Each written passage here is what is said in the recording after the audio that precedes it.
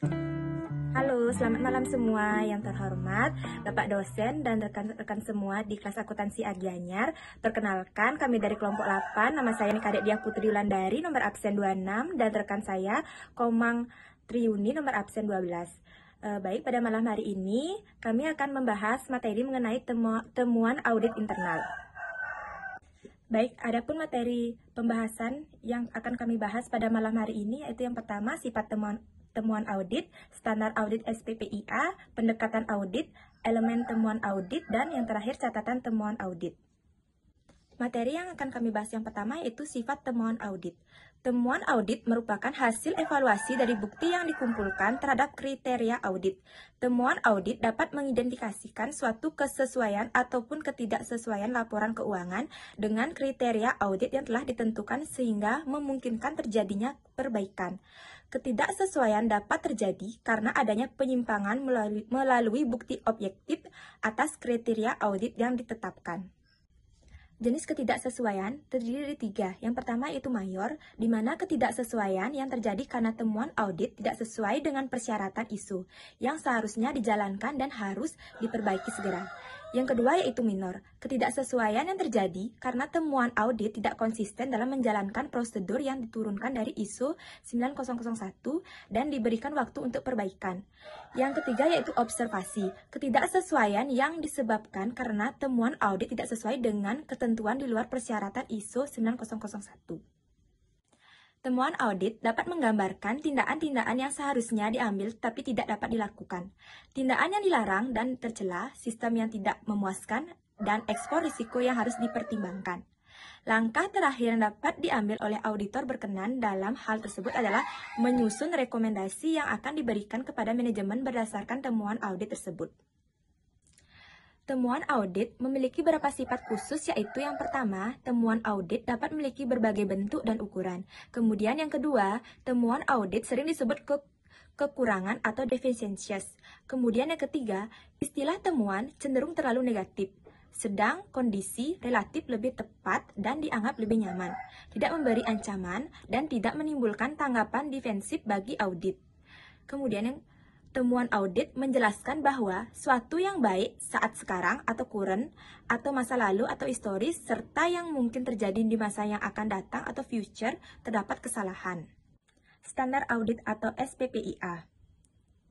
Standard for the Professional Practice of Internal Auditing atau SPPIA dalam Standar 2310 menyatakan bahwa auditor internal harus mengidentifikasi informasi yang cukup, andal, relevan, dan berguna untuk mencapai tujuan penugasan.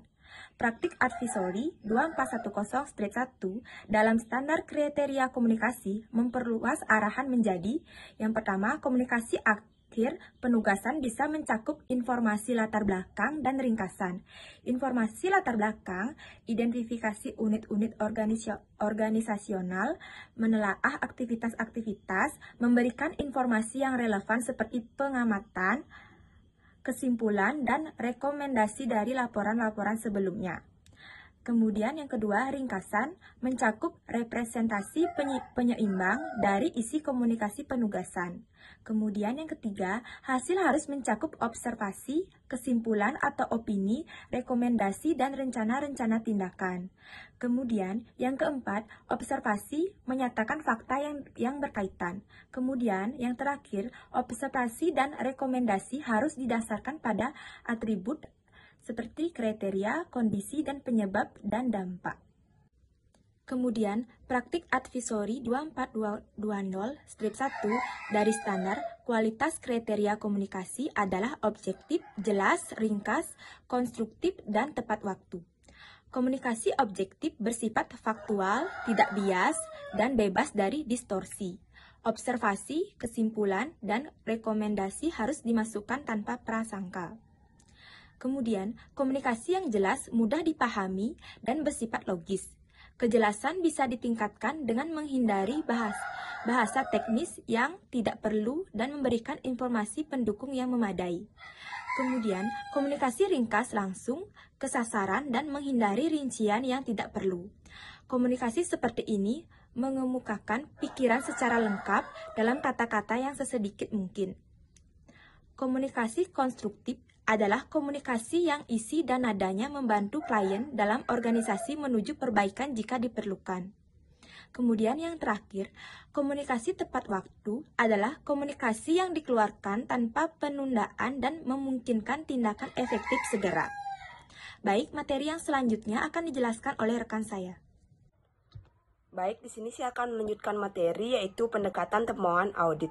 Dalam mengembangkan fakta-fakta dan rincian menjadi temuan audit yang signifikan dan dapat dilaporkan memerlukan keahlian khusus berdasarkan pengalaman auditor. Karena bisa jadi suatu kesalahan fatal bagi orang awam adalah hal sepele bagi auditor. Oleh karena itu, auditor internal harus mempertimbangkan faktor-faktor sebagai berikut. Yang pertama yaitu meninjau kembali kebijakan atau keputusan dari manajemen yang bisa jadi tidak realistis. Auditor internal harus mempertimbangkan kondisi, fakta, dan situasi ketika kelemahan tersebut terjadi, serta tidak mengkritik kebijakan manajemen maupun mengganti pertimbangan manajemen. Yang kedua yaitu auditor harus bertanggung jawab untuk memberikan bukti atas setiap temuan audit.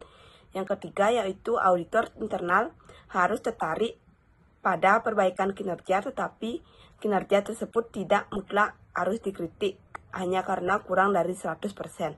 Yang keempat yaitu auditor internal harus meninjau teman-teman audit.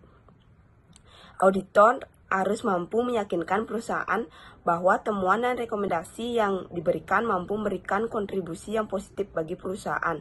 Temuan audit yang wajar dapat mengurangi biaya yang dikeluarkan oleh perusahaan. Hal ini tentunya akan berdampak positif bagi citra auditor internal. Temuan kecil perlu dilaporkan karena bukan kesalahan manusiawi yang bersifat acak. Jika temuan kecil ini dibiarkan, maka lama-kelamaan akan semakin mengganggu, bahkan dapat menimbulkan kerugian bagi perusahaan.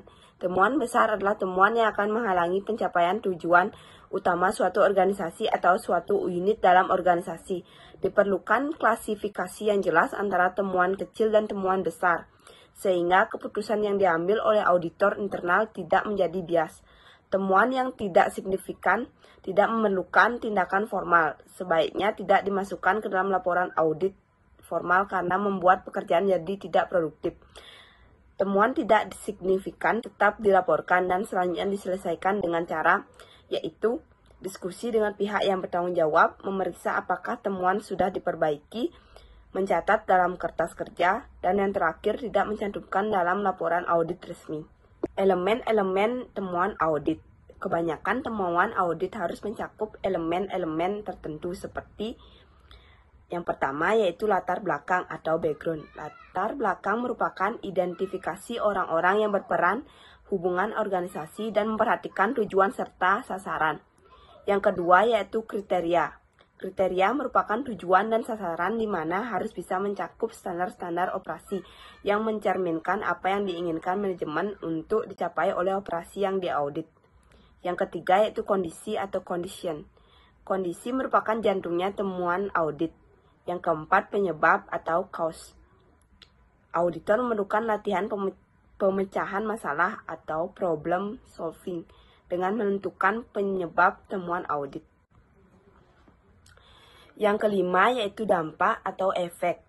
Dampak menjawab pertanyaan lalu kenapa, di mana apa saja konsekuensi akibat yang signifikan tersebut.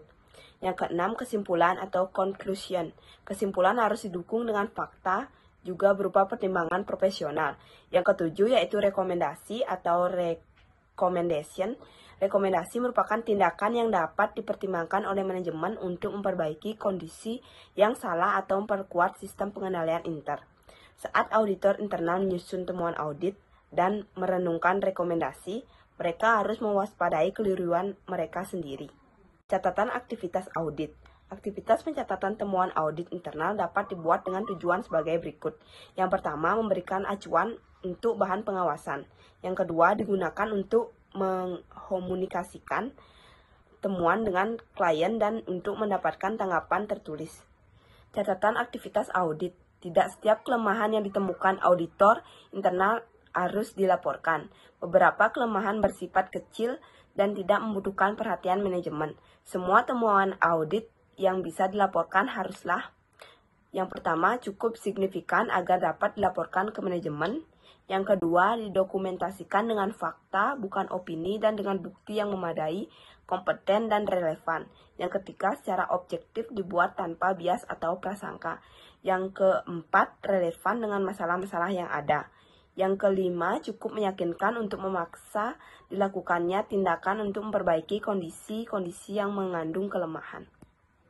Karakteristik ini akan diinterpretasikan secara subjektif. Apa yang dianggap sebagai kelemahan signifikan bagi suatu individu bisa jadi tidak dianggap signifikan bagi yang lain.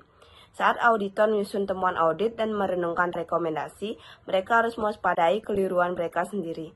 Mereka mungkin salah menginterpretasi atau mereka mungkin tidak membaca prosedur dengan layak. Auditor internal yang ingin memastikan bahwa mereka telah sepenuhnya mempertimbangkan elemen-elemen temuan audit bisa mengandalkan pada satu bentuk laporan atau sarana lainnya agar mereka tetap bisa menelusurinya. Laporan tersebut juga bisa menjadi sarana bagi penyedia audit guna menentukan apakah semua langkah yang diperlukan untuk menghasilkan temuan audit yang dikembangkan dengan baik telah diambil. Baik, demikianlah presentasi dari kelompok kami. Kami ucapkan terima kasih.